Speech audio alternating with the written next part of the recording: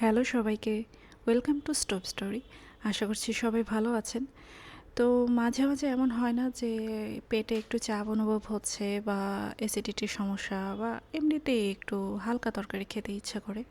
তো আমার কয়েকদিন বাইরে খাওয়া হয়ে গিয়েছে, ভাবলাম একটু পাতলা মাছের ঝোল করি। নিয়ে নিলাম মাছ, পেঁপে, আলু, কাঁচামরিচ এবং ধনিয়া পাতা। মাছগুলা একটু কড়াইয়ে ভেজে নিব। ভেজে তুলে রেখে তারপর একটি অন্য কড়াইয়ে অল্প একটু তেলে জিরা কাঁচামরিচ ফোড়ন দিয়ে সবজিগুলো দিয়ে একটু ভেজে নিব। তারপর লবণ হলুদ দিয়ে সেগুলা মশলা কষাতে দিব। এখানে কোনো রকম পেঁয়াজ রসুন আমি ব্যবহার করছি না বা অন্য মশলাও ব্যবহার করছি না, যেহেতু তরকারিটা একেবারেই হালকা রাখার চেষ্টা করছি আজকে। তো এগুলা সেদ্ধ হয়ে গেলে সেখানে একটু পানি দিয়ে দিব পরিমাণ মতো। তারপর এটা বলক আসা পর্যন্ত অপেক্ষা করব। বলক চলে আসলে ভেজে রাখা মাছগুলো দিয়ে দিব।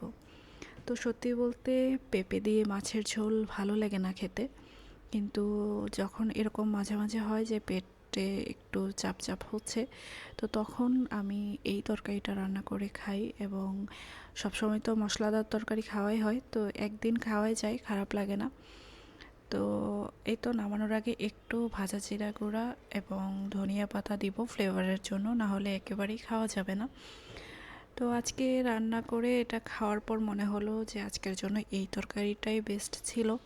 একেবারেই হালকা লাগছে খাওয়ার পর। তো যাদের মাঝে মাঝে এরকম সমস্যা হয় তারা বাড়িতে এটা ট্রাই করে দেখতে পারেন এবং কমেন্টে জানিয়ে দিবেন যে কেমন হয়েছে। এবং ভালো লাগলে অবশ্যই লাইক, কমেন্ট, শেয়ার এবং সাবস্ক্রাইব করতে ভুলবেন না।